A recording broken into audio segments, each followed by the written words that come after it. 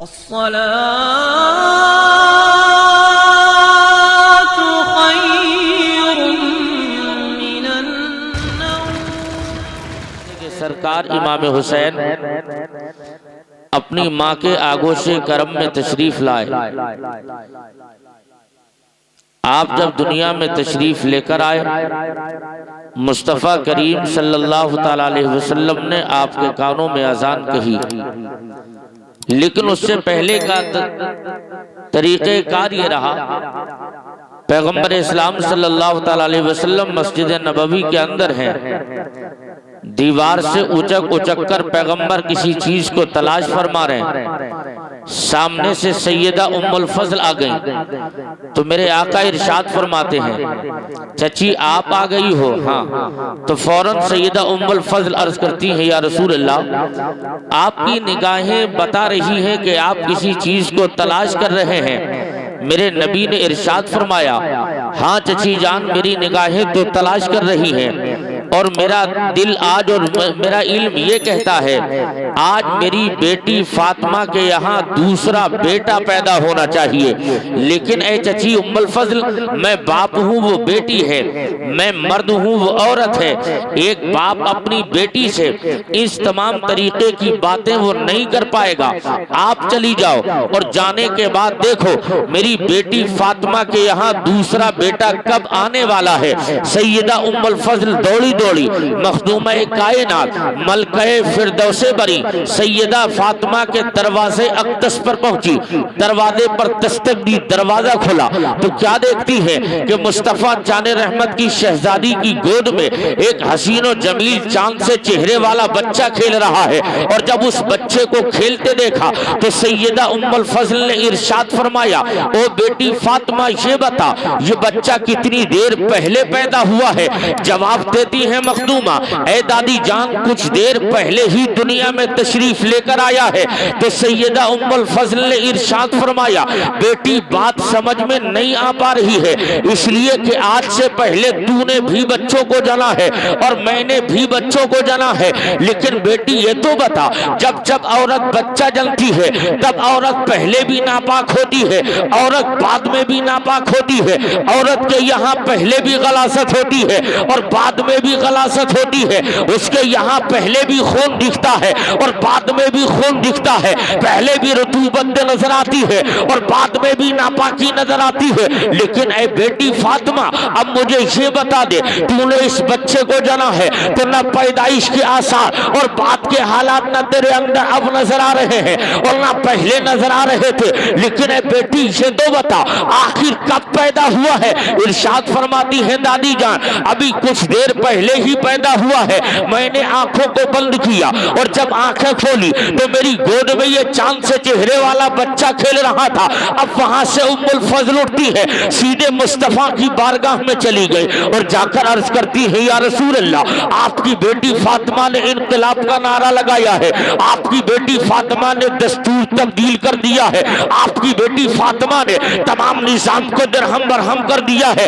या रसूल अल्लाह, आपकी आपकी शरीयत का दस्तूर और निजाम कायनात ये है, औरत जब जब बच्चा जनेगी तो पहले भी नापाक होगी और बाद में भी नापाक होगी, पहले भी गलासत होगी और बाद में भी गलासत होगी, पहले भी खून दिखेगा और बाद में भी खून दिखेगा। लेकिन या रसूल अल्लाह, आपकी बेटी फातिमा ने बच्चे को जना है, ना फातिमा पहले गंदी है और ना फातिमा बाद में गंदी है, ना फातिमा के यहाँ पहले खून है और ना फातिमा के यहाँ बाद में खून है। तो मेरे आका इरशाद फरमाते हैं, आखिर बताओ कहना क्या चाहती हो? अर्ज करती है, या रसूल अल्लाह, आपकी बेटी ने बच्चे को जना है और बच्चा भी ऐसा है, ऐसा लग रहा है जैसे ताके हरम पर तकद्दुस का किसी चिराग को रोशन कर दिया गया हो, इतना लाजवाब बच्चा है वो। तो मेरे आका फरमाते हैं, ओ चची जान सुनो तो सही, तुमने किसी गुलशन को देखा है? हाँ या रसूल अल्लाह, देखा है। क्या उसकी डाली उस गुलशन में किसी डाली पर फूल फूल खिलते देखा है। हाँ आका मैंने फूल खिलते देखा है। तो नबी ये रहमत फरमाते हैं, ओ चची जान सुन तो सही, जब किसी डाली पर फूल खिलता है तो क्या उस पर पहले भी पानी होता है और बाद में भी पानी नजर आता है? अर्ज करती है आका, न पहले पानी होता है और न बाद में पानी होता है। आंखें देखती रहती है और शाखे गुलों पर गुलों का तबस्सुम नजर आने लगता है। तो आका फरमाते हैं, ओ चची जान ये तो दुनिया की डाली है। जब दुनिया की डाली पर फूल खिलता है तो ना पहले पानी होता है ना बाद में पानी होता है। और सुन ले चची, आज दुनिया की डाली पर नहीं, आज तो जन्नत की क्यारी में फूल खिल गया है। आज दुनिया की डाली पर नहीं, जन्नत की क्यारी में फूल खिल गया है। हुसैन माँ की आगोश में आ गए हैं। मुस्तफ़ा चाने रहमत ने अजान पढ़ दी है। अब वाकई वो मेरे इमाम का बचपन है, लेकिन हजरात तारीख में मिल रही है। मुस्तफ़ा चाने रहमत उसी शहजादे के मुतालिक फरमाते हैं, हुसैन मिन्नी व अना मिनल हुसैन। एक मकाम पर आकाए रहमत ने इरशाद फरमाया, इन्नल हसना वल हुसैना रैहानी मेरा दुनिया, यानी हसन और हुसैन मेरे दुनिया तो फूल है। एक मकाम पर मेरे आका ने इरशाद फरमाया था, मेरे आका ने इरशाद फरमाया, हसन और हुसैन जन्नती जवानों के सरदार है। हजरात ये वही जन्नती जवानों के सरदार है।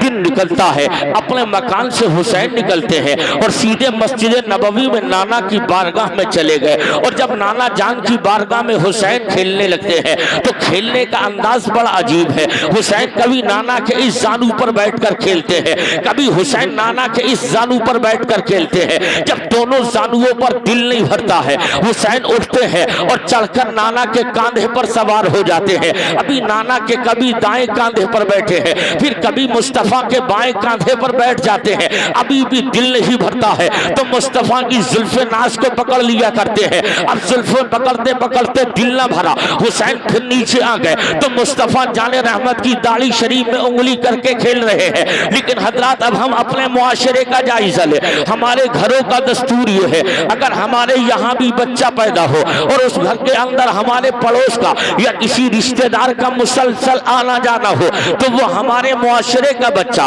उस रिश्तेदार की गोद में बआसानी चला जाता है, क्योंकि वो रोजाना उसको आते जाते घर में देख रहा है। उन लोगों के मुकाबले जिसके घर में आना कभी कभी होता, उसके गोद में बच्चा आसानी से नहीं जाता है, लेकिन जिसको रोजाना घर में आते जाते देखता है उन लोगों की गोद में बच्चे अचानक बिला तकल्लुफ चले जाते हैं। हुसैन नाना की गोद में खेल रहे हैं, लेकिन मुस्तफा जाने रहमत की बारगाह में एक मुस्तफा के सहाबी है, वो भी रोजाना आ रहे हैं। बल्कि हकीकत तो ये है, मुस्तफा की बारगाह में दिन निकलता है सिद्दीक अकबर आ रहे हैं, मुस्तफा की बारगाह में फारूक आजम आ रहे हैं, मुस्तफा की बारगाह में उस्मान अली आ रहे हैं, मुस्तफा की बारगाह में तलहा जुबैर आ रहे हैं, आका की बारगाह में बिलाल हबशी आ रहे हैं, मुस्तफा की बारगाह में सलमान फारसी सुहैब रूमी आ रहे हैं, अबू हुरैरा मुस्तफा की बारगाह में आ रहे हैं। तमाम सहाबा का आना जाना है, लेकिन उन सहाबा के बीच में एक ऐसे सहाबी का भी आना जाना है जिसको जमाना और पूरी शरीयत जिसको हजरत दहिया कल्बी का नाम देती है।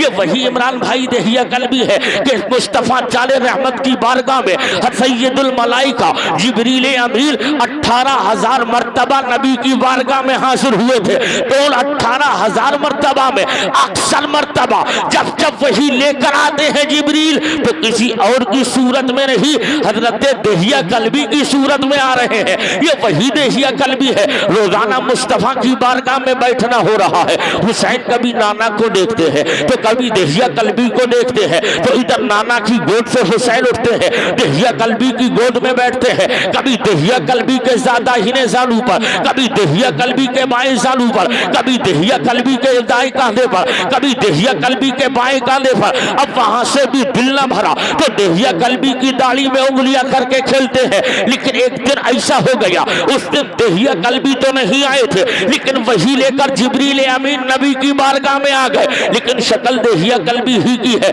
तो क्या देखा, हुसैन दिन निकला फिर नाना की बारगाह में है। हुसैन कभी दाएं कांधे पर खेलता रहा, हुसैन कभी बाएं कांधे पर खेलता रहा। हुसैन कभी दाएं जानू पर खेलता रहा, हुसैन कभी बाएं जानू पर खेलता रहा। अब मुस्तफा की गोद से हुसैन उठे, सामने दहिया कल्बी की शक्ल में सैयदुल मलाइका आ गए हैं, दहिया कल्बी की शक्ल में रईसुल मलाइका आ गए हैं, दहिया कल्बी की शक्ल में बुलबुले सिदरा आ गए हैं। तो बुलबुले सिदरा को पहचान न सका बच्चा।